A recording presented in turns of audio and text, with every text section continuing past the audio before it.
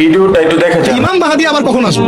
আমরা তো বুঝলাম ইমাম মাহদী আসবেন, তারপরে দাজ্জাল, তারপরে ঈসা আলাইহিস সালাম, তারপরে খেলাফা, এই তো। তাহলে ইমাম মাহদী আবার কখন?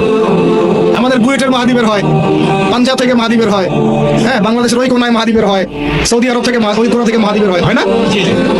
খুব ভালো করে মনে রাখবেন, যতক্ষণ এই বিশ্বে একটা মালহামা না হচ্ছে মাহদী আসছেন না। কথা ক্লিয়ার?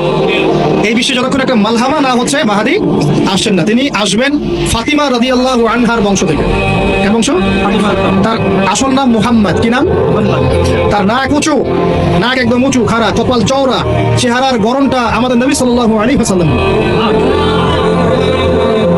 তার বাবার নাম হবে আব্দুল্লাহ, তার মায়ের নাম হবে আমিনা। তিনি দায়িত্ব নিতে চাইবেন না, তিনি দায়িত্ব নিতে চাইবেন না। তিনি দায়িত্ব না নেওয়ার জন্য মদিনা থেকে পালিয়ে মক্কায় চলে আসবেন। ভয়ে আমাকে দায়িত্ব দিও না, এই ভয়ে। ও তিনি আরবি ভাষায় কথা বলবেন, বাংলা ভাষায় না।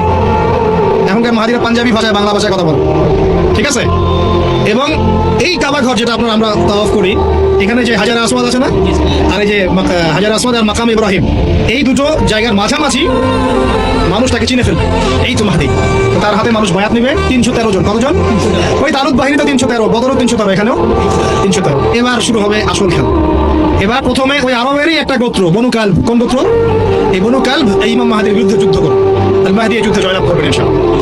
তারপরে সিরিয়া, শাম থেকে, শাম মানে শুধু সিরিয়াই না, ওই পুরো অঞ্চলটাই শাম, ওখান থেকে একটা দল আসবে এই মাহদীর সাথে যুদ্ধ করার জন্য। আল্লাহ পাক তাদেরকে মক্কা মদিনার মাঝখানে বাইদা নামক জায়গায় ধসিয়ে দেবে। কোন জায়গা? এরপরে মুসলমানদের আর কোনো পতন নাই, আর পিছনে ফিরে তাকানোর কোনো সুযোগ নাই। মুসলমানরা আর মাথা নিচু করবে না ইনশাআল্লাহ কোনোদিনের জন্য। তারপর চলতে থাকবে খালি ইসলামের বিজয় আর বিজয় আর বিজয় আর বিজয়। আল্লাহু আকবার। এভাবে চলবে। তবে মাহদী কখন আসবেন? আগে মালহামা, তারপর মাহদী। মালহামা কি তাহলে? এটা হচ্ছে একটা বিশাল যুদ্ধ। এটা কি?